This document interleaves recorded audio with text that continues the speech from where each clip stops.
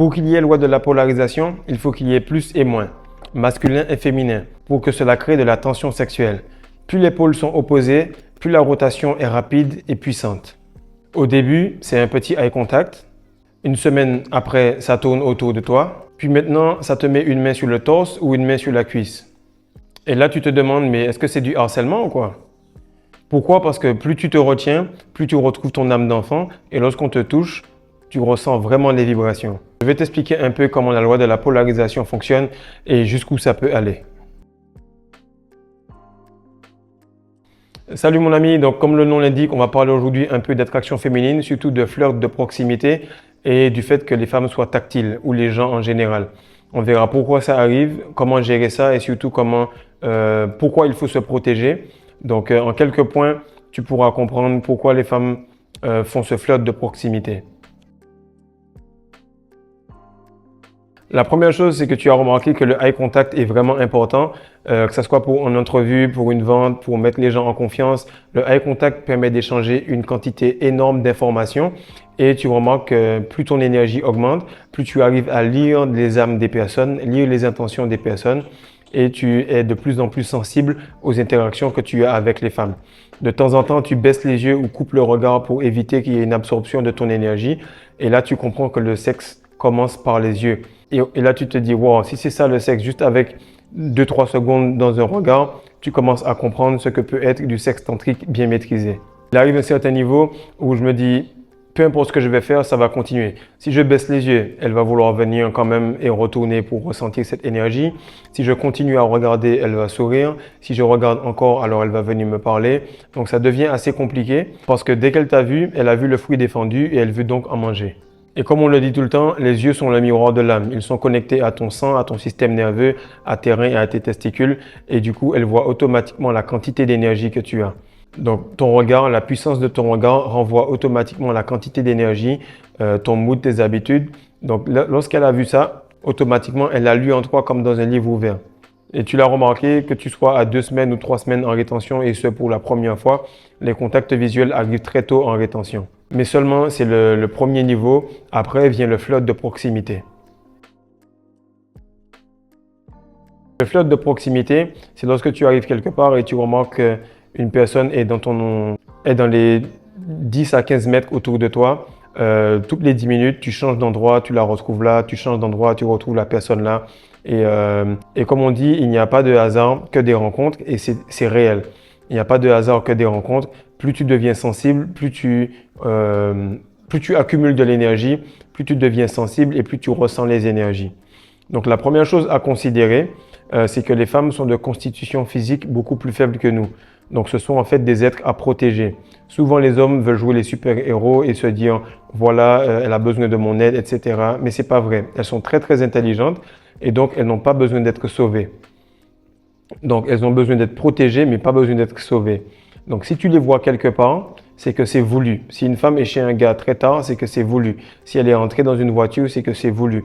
Elles ont cette capacité à élaborer les scénarios de toutes les façons et de toutes les manières que ce soit afin de ne pas se faire bloquer dans des situations qu'elles ne peuvent pas maîtriser. Donc comme j'ai toujours dit aux gars lorsque je les coachais en séduction, les femmes ne font rien par accident. Il n'y a qu'à voir le temps qu'elles prennent pour choisir un ensemble, un sous-vêtement ou même un rouge à lèvres et tu comprendras alors qu'elles prennent encore plus de temps pour choisir un compagnon de vie ou une personne pour une partie de jambes en l'air. Donc comme on disait, comme elles sont de constitution plus faible, elles se placent dans des lieux favorables à la survie. Si elles sont proches de vous, c'est pour une raison. Elles ont l'intuition concernant les agresseurs et le harcèlement.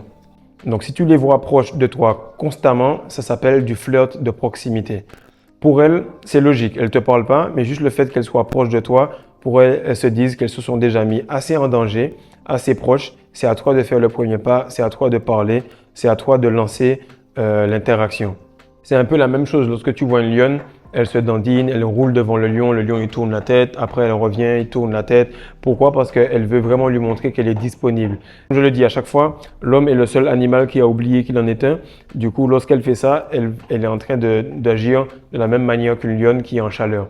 Donc toi, tu dois comprendre le subconscient et ne pas rester tout le temps à te faire des scénarios. Si quelqu'un est là, c'est pour une raison. Et ça me rappelle lorsque j'étais en vente, il y a beaucoup de gars qui travaillent avec moi et me disent « Ouais, mais pourquoi tu insistes? La porte du client est à demi fermée. » Ben, j'ai dit, ben, tant qu'elle n'est pas fermée complètement, c'est qu'il n'a pas dit non.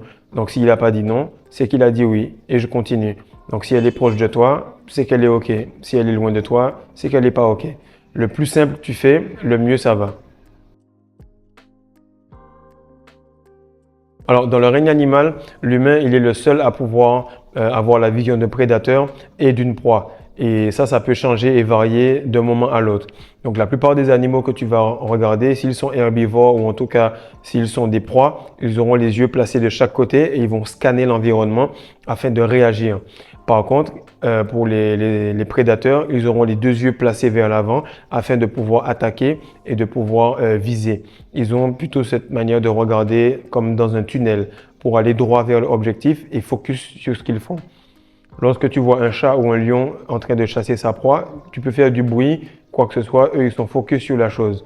Par contre, si tu es à côté d'un troupeau de gazelles ou de biches, à peine tu es toussé, elles vont toutes commencer à courir. Pourquoi? Parce qu'elles sont en réaction. Et lorsque vous approchez par exemple d'un cheval, ils vous regardent un peu sur le côté comme pour vous sonder. C'est la même chose pour les femmes. Lorsque vous êtes dans un rayon au supermarché et que vous pensez qu'elle regarde les fruits, elle est en train de vous dévisager sur le côté. C'est des capacités qu'elles ont qui leur permettent de pouvoir se protéger plus facilement. Et nous les hommes, qui sommes plus rationnels et non émotionnels comme elle, on va se dire, elle ne s'est pas tournée, elle ne m'a pas regardé, donc logiquement, elle ne veut pas me parler. Donc de la même manière, les hommes ont tendance à être plus dans la prédation, donc ils ont cette vision un peu tunnel, et les femmes sont dans le côté un peu plus sécuritaire, comme des proies, donc elles vont avoir ce côté un peu plus en train de scanner, regarder l'environnement, pour tout de suite détaler et partir au cas où s'il y a un danger. Donc là, tu te dis, si la gazelle est en train de passer près de moi 2-3 fois, c'est pas un hasard, elle le fait exprès. Et si elle le fait exprès, il faut que je réponde, pas que tu réagisses. Il faut que tu répondes. Donc soit tu arrêtes avec ça, tu fais quelque chose d'autre ou tu coupes l'interaction, ou tout simplement tu vas et tu engages la conversation. Mais en tout cas, prends une décision. Maintenant, plus on avance dans la vidéo, plus tu remarques qu'on augmente. Donc, il y a eu contact visuel. Ensuite, elles vont se mettre dans ton champ. Après ça, elles vont te regarder sur le côté un peu plus proche. Maintenant, ce qui va arriver, c'est qu'elles vont commencer à se mettre sur ton chemin. Donc, elles vont provoquer une discussion, provoquer une collision directement. Et elles vont faire ça pourquoi? Parce que vous représentez l'énergie et la vie. Elles doivent donc vous consommer pour passer les gènes et transmettre la vie. Les femmes fonctionnent de manière très logique et très rationnelle lorsqu'il s'agit de survie. Si tu es un homme et que tu pourvois à ses besoins, mais que tu as un gros bide et que tu n'es vraiment pas en forme, elle va te tromper directement avec le gars qui est en forme et tu vas sûrement élever ces enfants-là jusqu'à la mort. Pourquoi? Parce que c'est sa survie, c'est le programme qu'elle a en elle. Et c'est quelque chose qu'on voit très souvent. Je crois que les stats, c'est 1 homme sur 5 est arrivé jusqu'à la fin de ses jours en élevant les enfants du voisin. C'est une statistique qui est réelle, qui est tirée du livre Sperm Wars, la guerre des spermes, et c'est quelque chose de très réel. C'est pour ça que vous sentez que le plus vous travaillez sur vous, le plus leur manière de faire est bestiale, le plus vous allez devenir un bijou, un joyau, le plus elles vont se mettre en travers de votre route parce qu'elles doivent être remarquées par vous. La lune fait tout pour être le reflet du soleil. Et tant et aussi longtemps que vous allez amasser de l'énergie solaire, tant et aussi longtemps vous allez avoir plusieurs planètes, plusieurs lunes, plusieurs femmes qui vont graviter autour de vous. Et c'est lorsque vous commencez à remarquer à quel point ça peut être agaçant, vous dites merde, c'est ce que les femmes vivent en général. Donc elles sont tout le temps en train d'être citées dans la rue, on est tout le temps en train de leur parler, etc. Donc au début c'est cool, mais au fur et à mesure que ça avance, ça devient casse-tête. Et c'est là qu'il faut avoir un peu d'empathie pour la gente féminine qui subit ça depuis des centaines d'années. Donc là, on arrive au 5e point qui est à quel moment on va stopper ce genre d'interaction. Donc plus tu accumules de l'énergie, plus tu remarques qu'elles veulent vous toucher. Quand vous accumulez donc de l'électricité via la rétention séminale. C'est pour ça que j'insiste beaucoup sur le fait d'accumuler beaucoup de minéraux, beaucoup de compléments alimentaires, beaucoup de crudités, beaucoup de fruits, beaucoup de légumes crus. C'est là que vous allez avoir le maximum d'électricité qui va s'accumuler dans votre corps. Donc, vous devenez le plus électromagnétique possible et là, vous allez attirer le plus d'énergie possible. Donc, l'échange d'énergie est vraiment réel. Il faut faire attention lorsque quelqu'un vous touche, notamment les cheveux. Pourquoi? Parce qu'un Un câlin, une main sur la poitrine ou bien sur la cuisse suffisent pour sentir l'énergie de quelqu'un et pour créer un échange d'énergie. Et là, ce qui arrive, c'est que ce soit pour des gars ou des femmes, les gens vont vous toucher un peu plus que nécessaire. Et là, c'est à vous de mettre les remparts, de mettre un frein à ça pour éviter que ce soit de l'abus. Parce qu'en fait, sur le coup, ça va choquer. Les gens vont se dire, mais comment ça, le gars, il est bizarre. Pourquoi? Parce que les gars sont tellement en manque, la société est tellement manipulée de cette façon-là, que si une femme touche un homme, automatiquement, l'homme doit trouver ça cool. Qu'il soit marié, qu'il soit en relation, peu importe comment il est, la femme a tous les droits. Non, tu dois montrer tout de suite que toi, tu n'es pas de ce type-là et on ne touche pas quelqu'un n'importe comment.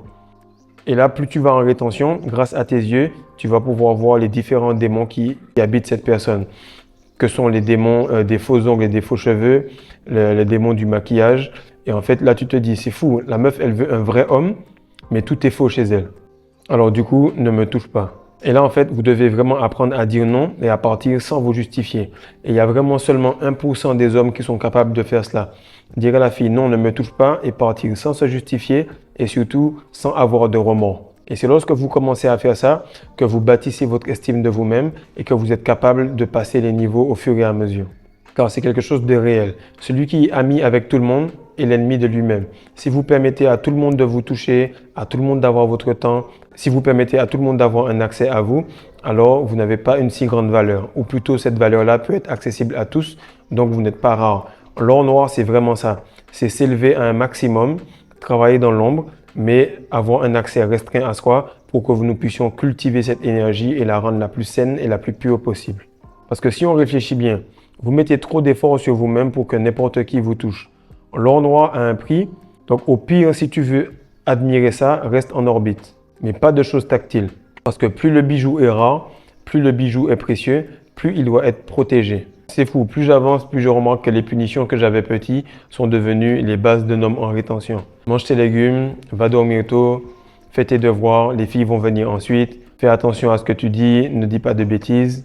Et là, tu te rends compte que la discipline, en fait, c'est une cage, mais c'est une cage qui te rend libre par rapport aux autres. C'est une cage qui te sépare des gens bordéliques. Plus grande est ta discipline, plus grande est ta liberté et plus grande est ta cage également.